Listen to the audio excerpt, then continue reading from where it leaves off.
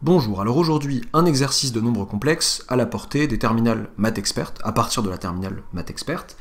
Il me manquait un exo de début de chapitre pour cette playlist. Quand je dis début de chapitre, ça veut pas dire qu'il est facile, mais en tout cas avec des notions de début de chapitre, on peut y arriver. Le plan complexe est rapporté à un repère orthonormé au UV, bon bah, blabla, phrase classique, soit f la transformation du plan complexe qui, à tout point m d'affixe z différent de 1 plus i, différent, on s'en fout, associe le point m' d'affixe z' égale z-3i sur z-1-i, oui j'ai dit différente, parce qu'on parle d'une affixe en maths, mais bon c'est pas super important, mais on peut dire que z est masculin, je sais pas. Donc associe le point m' d'affixe qui est là, donc je prends un point m, je regarde son affixe, si elle n'est pas égale à 1 plus i, j'associe à ce point m un nouveau point m' qui a comme affixe cette quantité. Pourquoi différent de 1 plus ici? Pour éviter l'annulation du dénominateur, évidemment. Déterminer l'ensemble des points m tels que f de m appartiennent à l'axe des ordonnées. Donc, les points m dont l'image par ce procédé appartient à l'axe des ordonnées. Vous pouvez vous donner à peu près 25 minutes de réflexion et de recherche avant de regarder la correction. C'est parti correction, je vais commencer par corriger en mode un peu début de chapitre, quand je dis début de chapitre, sans les modules et les arguments, voilà, je pense pas, même pas avoir besoin des modules. Enfin, j'aurais besoin, voilà, potentiellement, de géométrie oubliée de collège, voilà, c'est possible. C'est pour ça que c'est un peu compliqué, et en toute fin, enfin, je proposerai une seconde correction qui fait intervenir, voilà, je spoil un peu les arguments. Voilà. Déterminer l'ensemble des points m tels que f de m appartiennent à l'axe des ordonnées. Ok, bon, bah, je vais commencer par dire quoi? Soit m, soit mz, un point du plan complexe tel que z différent de 1 plus i. Pardon. Ok.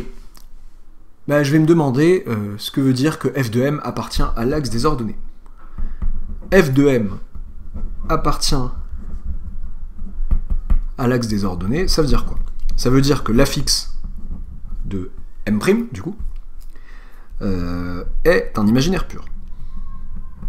F de m appartient à l'axe des ordonnées, si et seulement si, eh bien, donc f de m c'est m', je sais pas si ça va être intéressant de parler de m', on s'en fiche, z' appartient à l'ensemble des imaginaires purs, qu'on peut noter hier. Voilà. Bon, blague nulle, bon si, quand même. Hier encore, qu'on peut entendre sur Chéri FM, voilà. Z' appartient à hier, bon c'est vraiment tiré par les cheveux, ce qui équivaut à dire que la partie réelle, pardon, de Z' est nulle. Ok. Bon, il serait peut-être temps d'écrire Z' sous forme algébrique, je sais pas, pour pouvoir voir qui est sa partie réelle, qui est sa partie imaginaire, en tout cas sa partie réelle. Alors, bon, Z' c'est égal à Z-3i sur Z-1-i. Bon, le problème c'est que je peux pas mettre ça sous forme algébrique, à moins de poser déjà Z sous forme algébrique. Posons, donc ouais, je vais m'arrêter là, donc là j'ai dit que ceci était équivalent à cela, on reviendra à cette équivalence plus tard. Posons, ouais, j'aurais dû passer à la ligne ici, mais c'est pas très grave, posons Z égale x plus y ou a plus ib si vous préférez, avec xy, le couple xy qui ne peut pas être égal à 1, 1, pour éviter que z soit égal à 1 plus i, donc xy appartenant à, c'est nul de passer à la ligne comme ça, xy appartenant à r carré, donc c'est un couple de réels, privé du couple 1. Donc ça ne peut pas être le couple 1, c'est tout. Privé du singleton, couple 1. Alors, z' est égal à x plus y moins 3i sur x plus y moins 1 moins i. Et je veux ce monsieur sous forme algébrique, voilà. C'est ce que j'appelle début de chapitre. Alors, bon, bah, je vais déjà commencer par faire apparaître la forme algébrique au numérateur et au dénominateur. Bon, elle n'est pas tout à fait visible ici, donc c'est x plus i facteur de y moins 3 au numérateur, et au dénominateur, x moins 1 plus i facteur de y moins 1. Ok. Comment obtenir la forme algébrique de ce monsieur? Je multiplie en haut et en bas par le conjugué du dénominateur.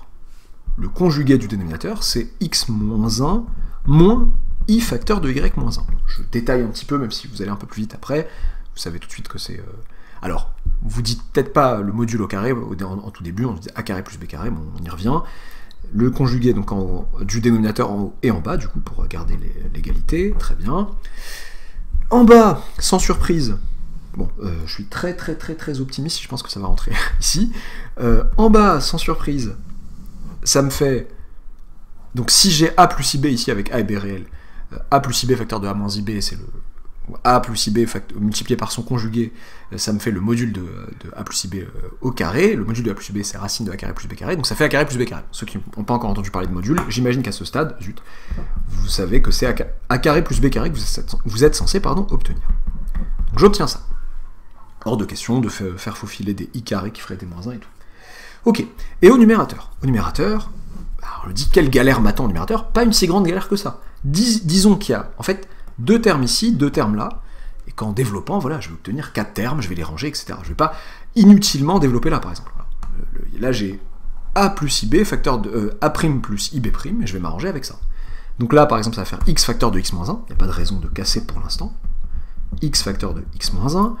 Alors, je peux le faire honnêtement, ok, on va le faire honnêtement. Moins I, enfin, bêtement entre guillemets, moins I facteur de X facteur de Y moins 1.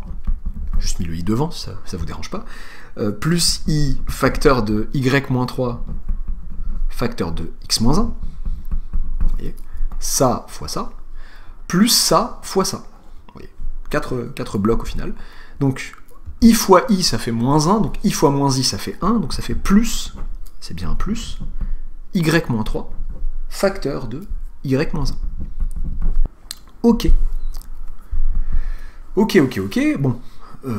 Et moi, je veux juste, en réalité, bon, si je voulais vraiment la forme algébrique, si je voulais, bon, je vais quand même la mettre, même si c'est pas, j'en ai pas besoin jusqu'au bout, ça fait X facteur de X moins 1 divisé par, donc j'ai A plus, enfin, alpha plus bêta sur gamma, le tout sur gamma, ça fait alpha sur gamma plus bêta sur gamma, je sais pas pourquoi je alpha, bêta, gamma, parce que A et B dans ma tête, ils ont déjà été assignés à A plus B de tout à l'heure, on s'en fiche.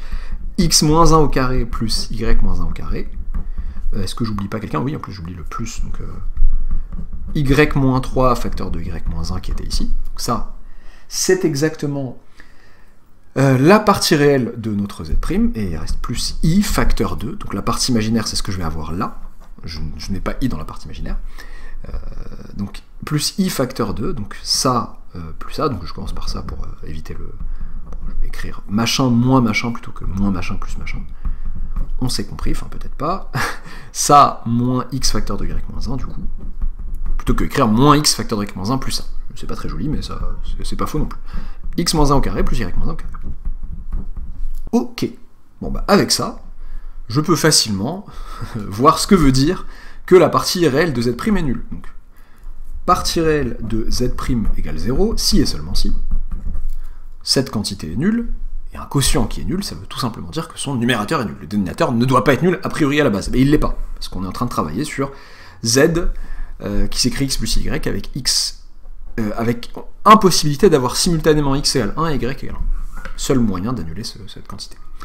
Cette somme de 2 carrés ne peut être nulle, cette somme de 2 carrés de réel ne peut être nulle que si chacun des carrés est nul. Et autrement dit que X égale 1, Y égale 1. Donc, partie réelle de Z' égale 0, si et seulement si le numérateur est nul. Et là, je vois que je suis embarqué dans une galère en me disant, là, que ça plus ça égale 0, bon, il y a 2 inconnus, X et Y, je sais pas comment gérer la chose. Je développe tout, là pour le coup, histoire d'y voir plus clair, X carré, bon, si j'ai vraiment pas d'idée en tête, je suis mal barré en vrai, mais c'est pour ça, quand je dis début de chapitre, j'abuse un peu. En réalité, bon, normalement, c'est des connaissances que vous avez peut-être vues en collège, mais vraiment, enfin, c'est pas pour vous dire que c'est facile. Voilà, des connaissances un peu oubliées de collège, et qu'on rappelle plus tard dans le chapitre des complexes, donc voilà, c'est un peu vache de ma part, mais bon. Plus Y carré, ça vous met, voilà, le pied à l'étrier plutôt. Y carré moins Y moins 3Y plus 3 égale 0, ok. Ce qui équivaut à dire, qu'est-ce que je fais avec ça? Bon, ok, moins y moins 3y pour gagner du temps, ça fait bon, x carré moins x plus y carré moins 4y plus 3 égale 0.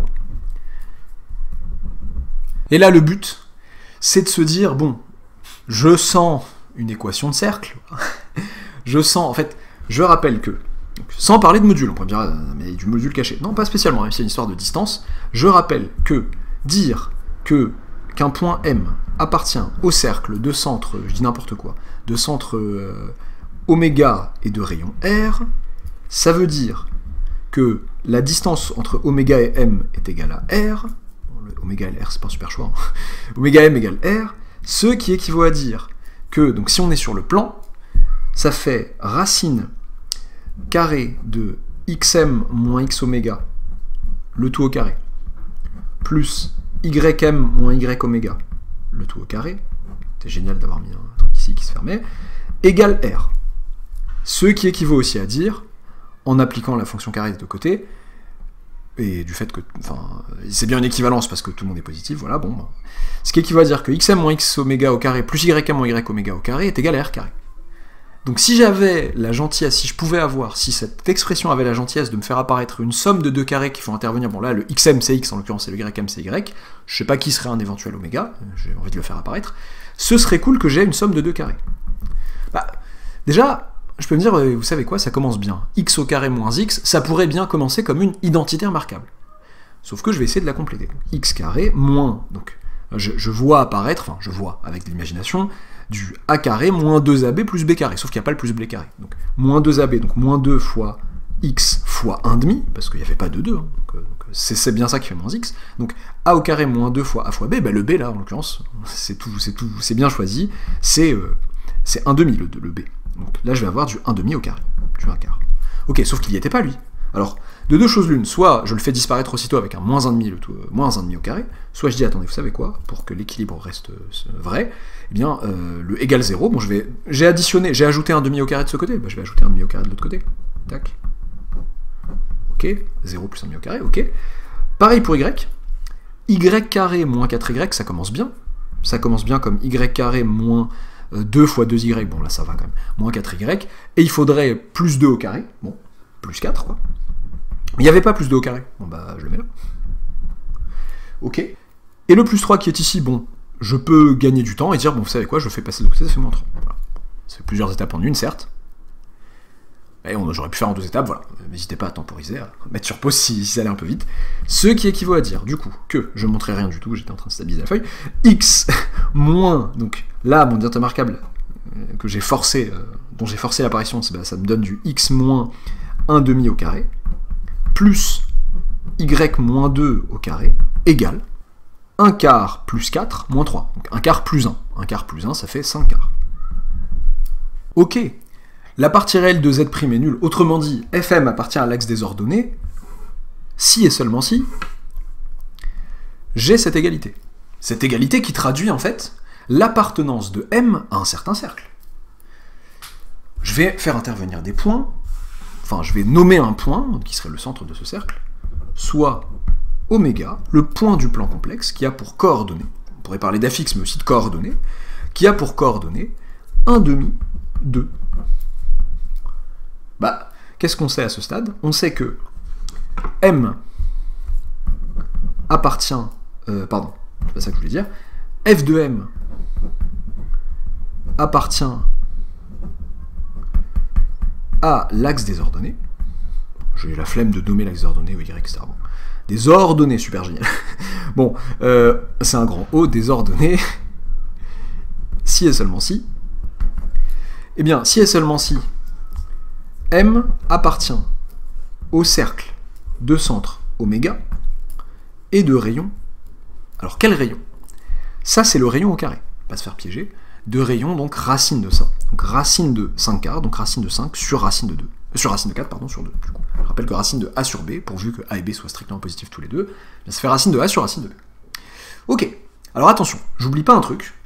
Là j'ai dit soit M de Z un point du plan complexe tel que Z différent de 1 plus I.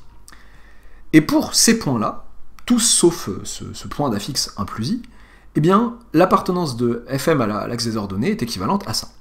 Il faut faire attention à ça, enfin, il faut se demander si le point M d'affixe 1 plus I est concerné ou pas. Autrement dit, pour pouvoir conclure, parce que la question c'est l'ensemble des points M tels que F de M appartiennent à l'axe des ordonnées. Est-ce que je vais pouvoir dire que c'est le cercle de centre oméga et de rayon racine de 5 sur 2, ou ce cercle privé d'un point, du point A, on va l'appeler A, le point d'affixe, soit A, d'affixe, c'est les, d'affixe 1 plus I. Ok. Et ben, si A est sur ce cercle, il va falloir dire que c'est le cercle privé de ce point-là, parce que ce point-là n'est pas concerné par cette transformation. Et si ce point-là n'est pas sur le cercle, bah, tout est bon, tous les points du cercle sont concernés. Ok, bon. Bah, comment savoir si A est Et sur ce cercle, je vais tout simplement regarder A oméga, ou A oméga au carré même, ou oméga A, c'est pareil. A oméga au carré, ça me fait, bon, A oméga, la distance A oméga, c'est racine de nana au carré plus nana au carré, donc là j'ai plus la racine, ça me fait, oméga on dit que c'est 1,5, donc 1,2, pardon, 1,5 moins 1 au carré, plus 2 moins 1 au carré, donc ça me fait 1 moins 1,5, ou 1,5 moins 1, le tout au carré c'est pareil, ça me fait 1,5 au carré, ça fait 1 quart plus 1, et ça fait 5 quarts malheureusement. Malheureusement pour ce cercle qui va devoir être privé d'un point. Réponse finale, l'ensemble, blablabla, l'ensemble des points M, alors la question, flemme d'aller la chercher, des points M tels que f de M appartiennent à l'axe des ordonnées, est donc le cercle C. Donc bon là, je me suis permis de dire C, sur une copie j'aurais quand même dit soit C, le cercle de centre oméga et de rayon machin. J'aurais défini cette notation-là. Cercle C de centre oméga et de rayon racine de 5, le tout divisé par 2, privé de ce point A. Privé du point A que j'ai défini ici, d'affixe 1 plus I. Donc sur une figure, ça serait un cercle ébréché, voilà, il y aurait un petit point qui manquerait. Un petit point qui manquerait pour que le cercle puisse faire le tour complet. Ok, un peu calculatoire, un peu vache même si on n'a pas... Si on est censé se souvenir de géométrie, bon, au collège, j'abuse, je sais plus... Parfois, je sais plus où en sont les collégiens sur un truc de géométrie, mais je pense que si, ça, quand même, on voit... Enfin, des équations de cercle sans le dire ou en le disant, je pense un petit peu vite fait. Quand je dis collège, j'abuse peut-être un peu, je saurais pas dire. Par contre, méthode 2. Méthode 2, si on a vu les arguments à ce stade. Tac. Alors, je reprends, soit MZ, un point du plan complexe, f de M appartient à l'axe des ordonnées. Donc, ça c'est vrai, si et seulement si, enfin quand je dis c'est vrai, je change rien, si et seulement si Z' appartient à IR, et plutôt que dire que c'est équivalent à dire que sa partie réelle est nulle, ce qui est vrai, c'est aussi équivalent à dire qu'un argument de Z' est toujours égal à pi sur 2 modulo pi. Pi sur 2 ou moins pi sur 2 modulo de pi du coup. Donc, appartenir, donc un nombre complexe qui est un imaginaire pur. Ah, alors, pardon, en plus, je me fais avoir. Ou, on n'oublie pas de dire où Z' égale 0. Tac, oui, il fallait me faire avoir. Parce que 0 n'a pas d'argument. Donc, les imaginaires purs, il y a 0 dedans, et il y a tous les nombres complexes d'arguments plus ou moins pi sur 2 à 2 pi près. Donc, pi sur 2 à pi près. Ok, ça équivaut à dire... Alors, argument de Z', je vais plutôt dire si Z' différent de 0, ou Z' égale 0.